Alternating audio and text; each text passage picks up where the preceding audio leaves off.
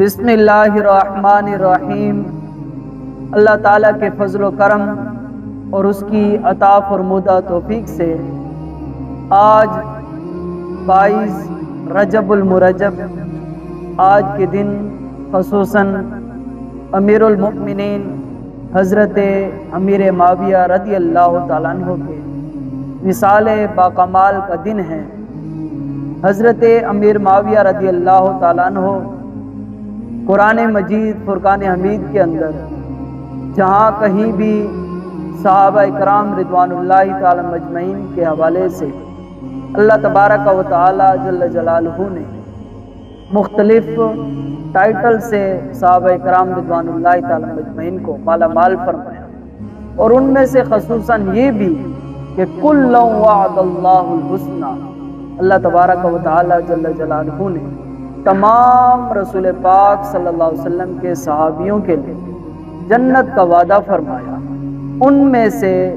امیر المؤمنین حضرت امیر معاویہ رضی اللہ تعالیٰ عنہ بھی شامل حال ہیں۔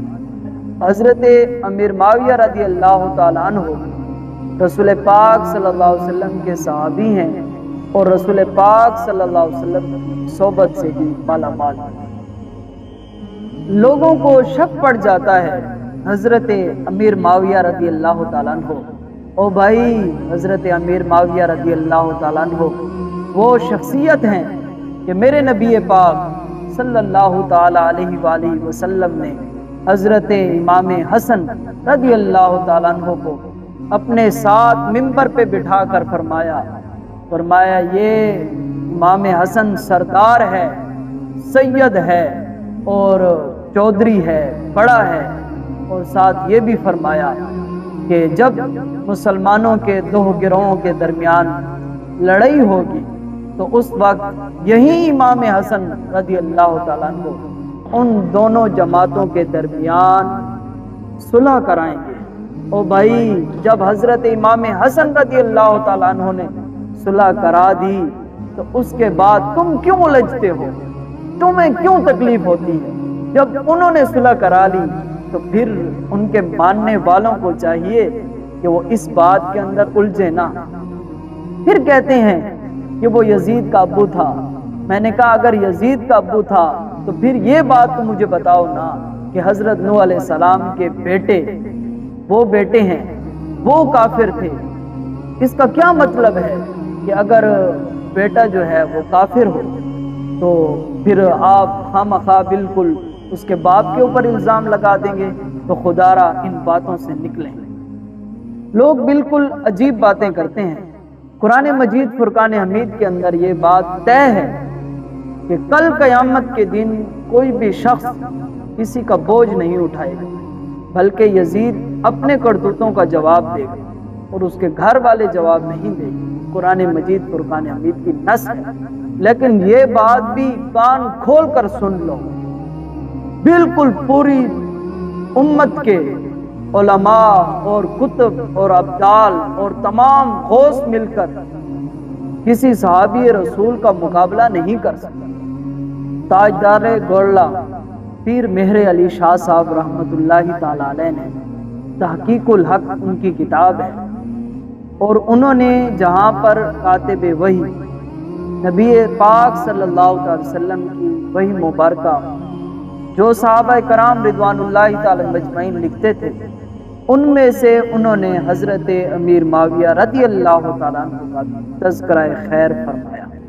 اعلیٰ حضرت رحمت اللہ تعالی علیہ نے فتاوی رضویہ کے اندر فضائل شان امیر معاویہ رضی اللہ تعالیٰ عنہ پر باب بھی باندھے ہیں، اور ساتھ یہ بھی کہا ہے کہ جو بھی شخص حضرت امیر معاویہ رضی اللہ تعالیٰ عنہ پر طعن کرتا ہے،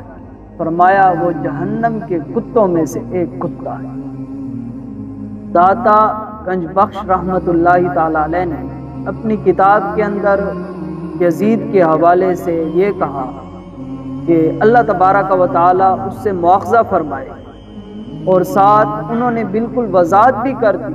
فرمایا یزید سے اللہ تعالی مواخذہ فرمائے گا، نہ کہ حضرت امیر معاویہ رضی اللہ تعالی عنہ۔ تمام تر بزرگان دین میں حضرت امیر معاویہ رضی اللہ تعالیٰ عنہ کے حوالے سے جو ہمیں تعلیمات دی ہے، تو ہمیں بزرگوں کی ان باتوں پر عمل کرنا چاہیے، نہ کہ ان کی تمام تر تعلیمات کو پاؤں تلے روند کے اپنے آپ کو منوائیں، یہ نہیں کرنا چاہیے۔ اور حضرت امیر معاویہ رضی اللہ تعالیٰ عنہ سے 163 احادیث مبارکہ مروی ہیں، اور جن میں سے 9 احادیث مبارکہ بخاری شریف کے اندر موجود ہے، اور پھر 8 احادیث مبارکہ مسلم شریف کے اندر موجود ہیں، اور پھر امام احمد بن حنبل رحمۃ اللہ تعالیٰ علیہ نے اپنی کتب کے اندر 110 احادیث مبارکہ نقل کی ہیں، اور ساتھ یہ بھی کہ امام طبرانی رحمۃ اللہ تعالیٰ علیہ نے یہ بات بھی لکھی ہے کہ ان حضرت امیر معاویہ رضی اللہ تعالیٰ عنہ سے 100 سے زیادہ تابعین نے ان کی زیارت بھی کی ہے، اور ان سے احادیث مبارکہ مزید آگے روایت بھی کی ہیں۔ ان میں سے صحابی رسول حضرت عبداللہ ابن عباس سے بھی مروی کرتے ہیں احادیث مبارکہ، اور ساتھ حضرت ابو دردہ رضی اللہ تعالیٰ عنہ بھی مروی کرتے ہیں، اور حضرت جریر بن عبداللہ رضی اللہ تعالیٰ عنہ نے ان سے احادیث مبارکہ لی۔ حضرت عبداللہ بن مبارک رضی اللہ تعالیٰ عنہ، ان سے کسی نے پوچھا کہ حضرت عمر بن عبدالعزیز یہ تابعی ہیں، یہ افضل ہیں کہ حضرت سیدنا امیر المؤمنین حضرت امیر معاویہ رضی اللہ تعالیٰ عنہ افضل ہیں؟ تو حضرت عبداللہ بن مبارک رضی اللہ تعالیٰ عنہ کا بڑا ہی دلچسپ اور خوبصورت جواب ہے۔ آپ فرمانے لگے کہ حضرت امیر معاویہ رضی اللہ تعالیٰ عنہ نے نبی پاک صلی اللہ تعالیٰ علیہ وسلم کی حمایت کے اندر جو گھوڑا دوڑایا ہے، اس گھوڑے کے ناک کے اندر جو گرد و غبار داخل ہوئی ہے، حضرت عمر بن عبدالعزیز تو اس کا بھی مقابلہ نہیں کر سکتے، اور پوری دنیا آن دا ریکارڈ یہ بات نوٹ کر رہے ہیں۔ ہم اہل بیت اطہار کے بھی غلام ہیں، ان کے در کے غلام ہیں، اور صحابہ کرام رضوان اللہ تعالی علیہم اجمعین کے در کے نوکر ہیں اور ان کے غلام ہیں۔ اور یہ بات بالکل سمجھ لو کہ یہ دونوں میرے نبی پاک صلی اللہ علیہ وسلم کے سینہ اطہر اور مشکات نور کی دونوں شاخیں ہیں، اہل بیت اطہار بھی اور صحابہ کرام رضوان اللہ تعالی اجمعین۔ ان دونوں کے ساتھ محبت یہ دین ہے۔